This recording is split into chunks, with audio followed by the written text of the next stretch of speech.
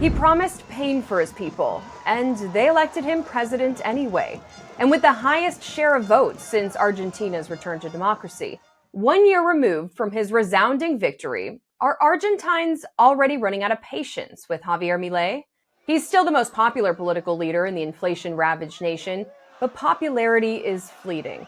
Now more than half the country disapproves of how Milei is running Argentina, up from 48% in January. More than half the country also lives in poverty.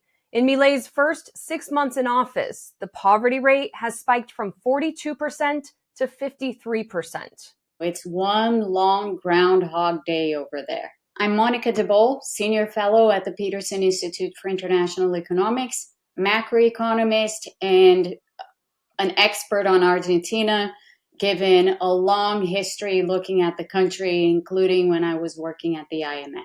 I'm a bit of an outlier opinion-wise in terms of what Milei has done.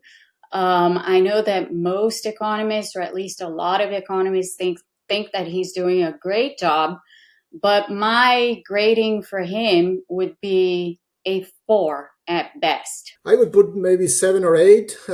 They have done significant progress in terms of stabilizing the economy. Hi, I'm Martin Castellana. I'm the head of Latin America research at the Institute of International Finance, and I'm focused mostly on macroeconomic policies in Latin America.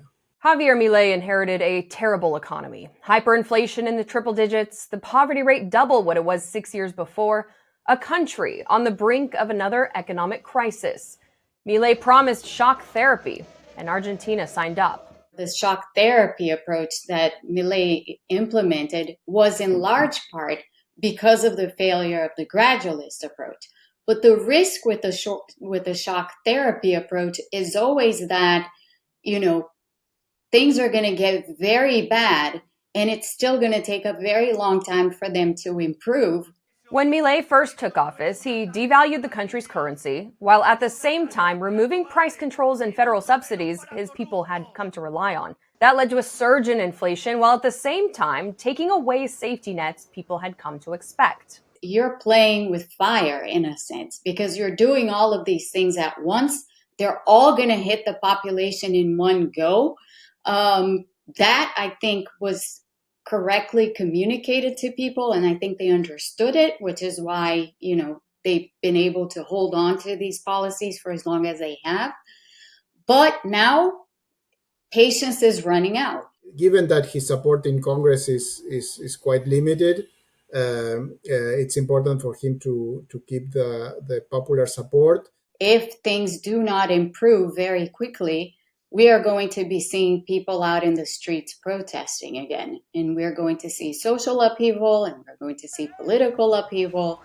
And, that is how it usually plays out. And there's no reason why this time will be any different from what it has been in the past.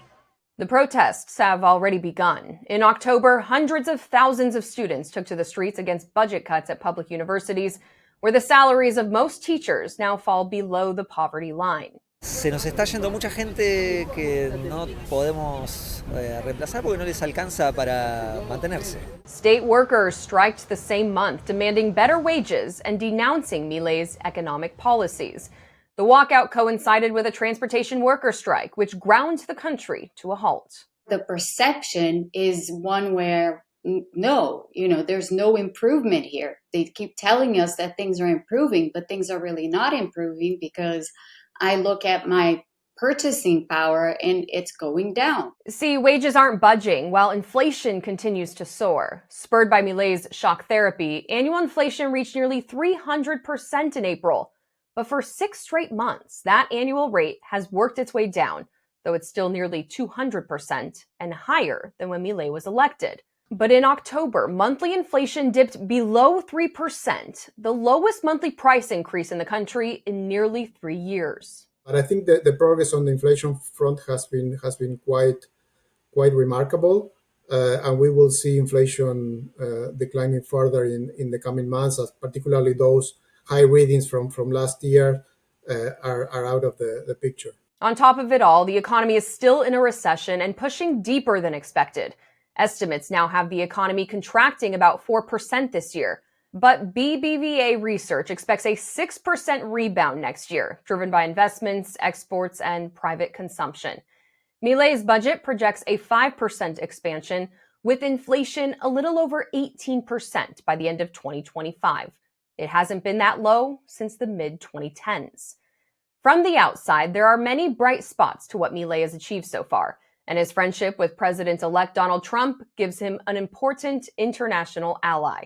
But from the inside, people are starting to sort of do the mental calculation of what these policies have effectively cost them to date from the time that they were adopted.